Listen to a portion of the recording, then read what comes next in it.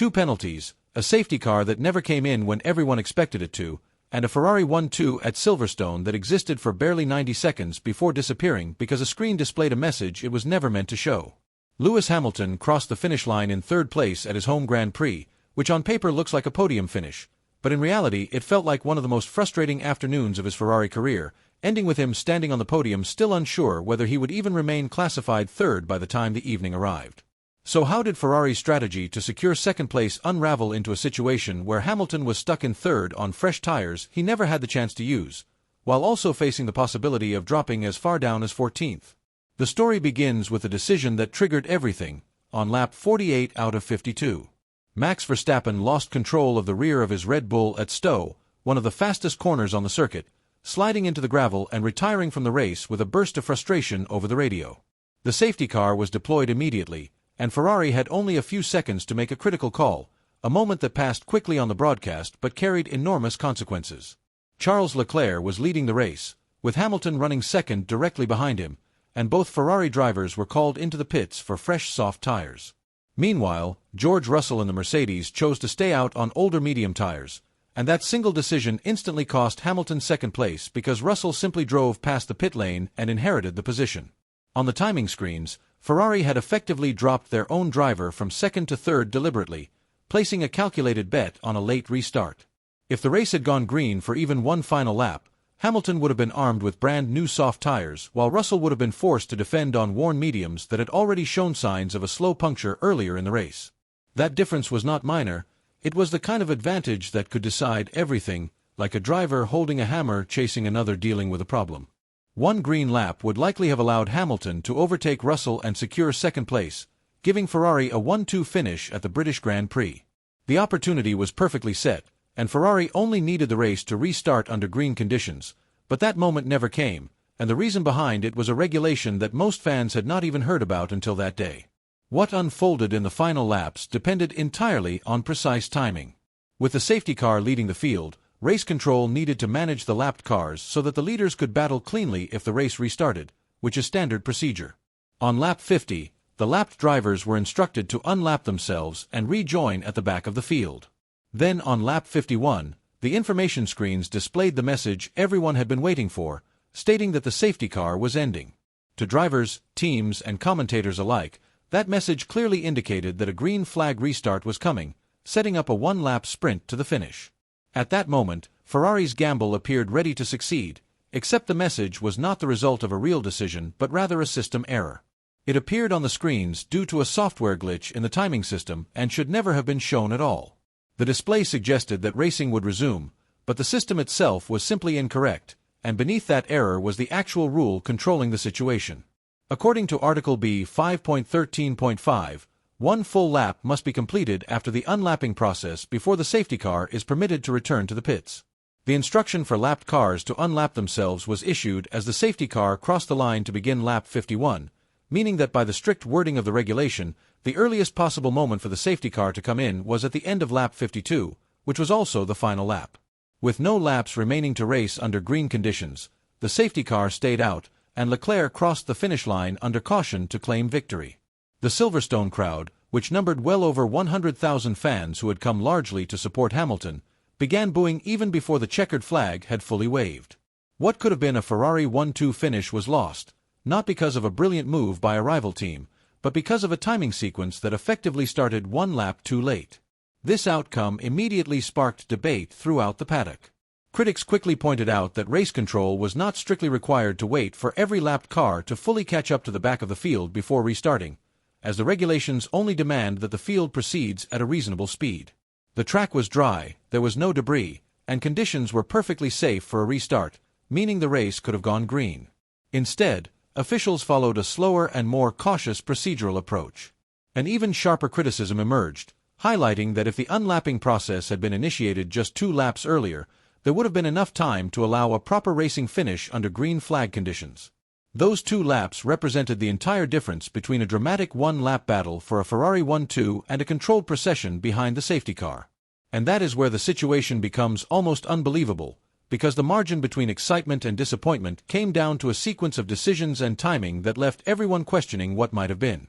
After the chaos of the 2021 Abu Dhabi finale, where a race director improvised the safety car rules and effectively handed the championship to one driver over another, the sport introduced an automated software system specifically for situations like this so that unlapping procedures would always be applied consistently and strictly by the regulations, removing any need for human improvisation ever again. That very system, created to prevent another Abu Dhabi controversy, is the same system that has now malfunctioned and displayed a safety car ending message that was never actually real. The intention was to eliminate human error through automation, yet in this case the automation itself created the mistake, a situation so ironic it feels almost impossible to believe. To fully understand why missing that restart hurt so much, you need to look at what Hamilton had already endured just to be in position for it, because the safety car incident was only the second time race control influenced his race, with the first occurring before he had even completed a single lap. As the lights went out to begin the Grand Prix, Hamilton made a strong launch, appearing to get away perfectly as both he and Leclerc surged past pole-sitter Kimi Antonelli,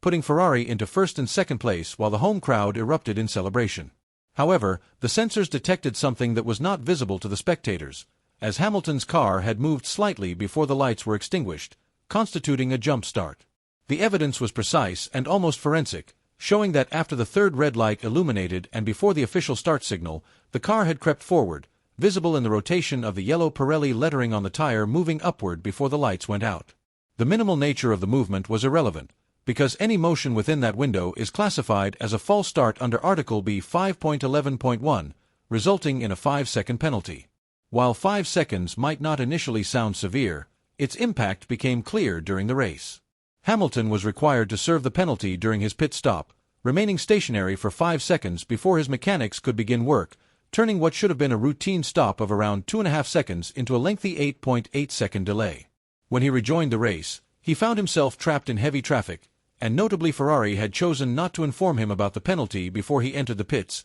leaving him to discover it in the moment, although he later admitted he had already suspected it after feeling the car move at the start. This left Hamilton buried deep in the field at the one race he wanted to win more than any other, yet instead of fading away, he produced some of the most compelling racing of the entire Grand Prix. Early in the race, he played a disciplined team role by staying behind Leclerc and acting as a buffer, absorbing pressure from behind to allow his teammate to extend a lead at the front, even while dealing with front left tire graining that he complained about over the radio. Eventually, Antonelli managed to pass him at Copse on lap 11, but the most memorable battle came against George Russell. Hamilton attacked relentlessly, attempting moves around the outside at Copse, pushing through the high-speed sequence of Maggots and Beckett's, and trying again around Brooklands, delivering one aggressive attempt after another. Each time, however, Russell used the advantage of the 2026 car's energy deployment, saving battery power to accelerate past Hamilton again on the following straight, creating a pattern often described as yo-yo racing where Hamilton gained through the corners and Russell reclaimed position on the straights.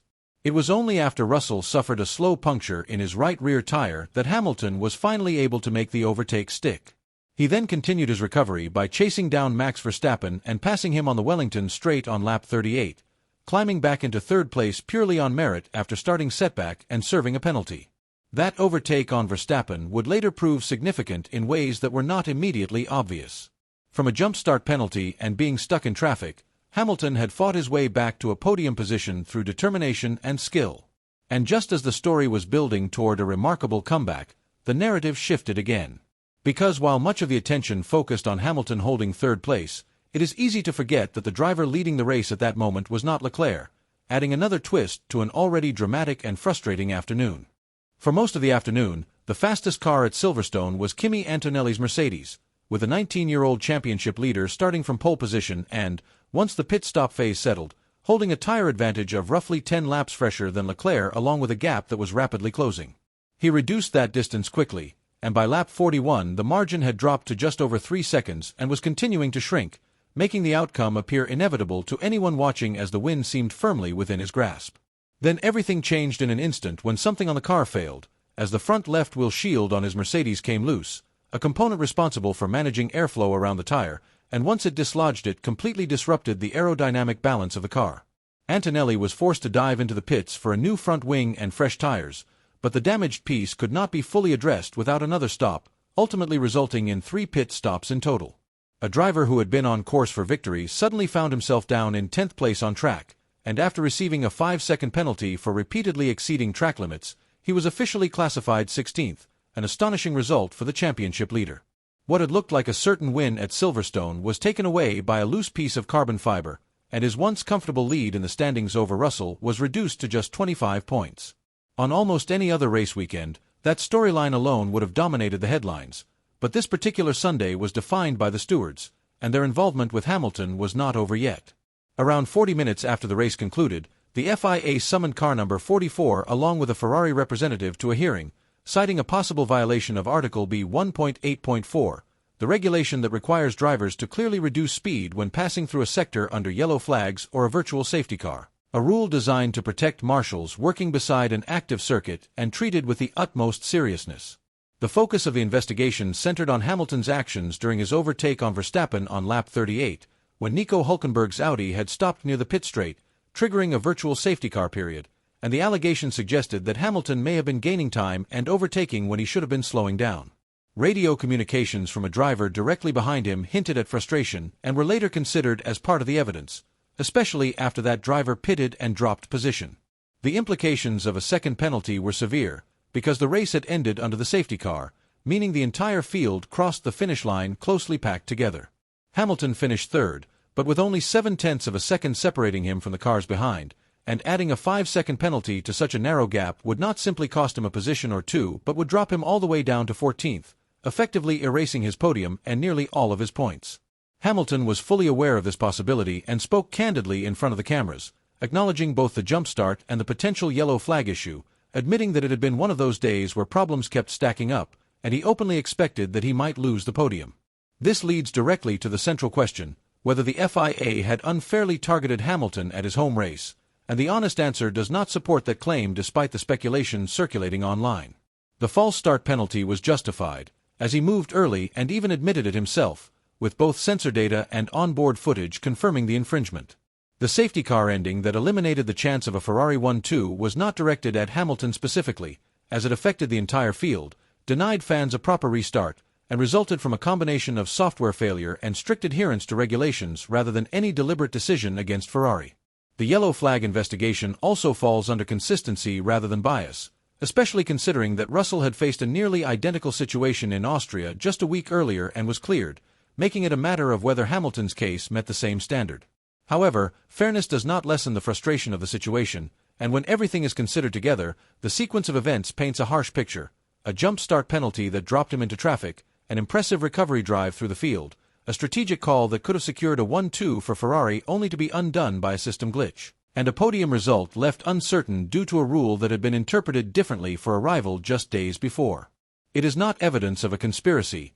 but rather an accumulation of misfortune that kept escalating until it became overwhelming. The setting adds another layer of familiarity, as Silverstone has been the stage for previous controversies involving Hamilton and the stewards, including the collision with Verstappen at Copse 5 years earlier that resulted in a penalty but still ended in victory, igniting one of the most intense rivalries in modern Formula One. This weekend added yet another unusual chapter to that history. As things stood that evening in October 2024, Ferrari fans could still celebrate a win, even if it felt incomplete. Antonelli left Silverstone with 16th place and a reduced championship lead of 25 points over Russell, and Hamilton remained 32 points behind in the standings, provisionally third pending confirmation of the final result. The stewards were still deliberating whether car number 44 would retain the podium or be demoted significantly, meaning that a race filled with drama, strategy, and unexpected twists might not even have a definitive outcome until long after the crowd had left the circuit. Ultimately, the real issue is not whether Hamilton was robbed,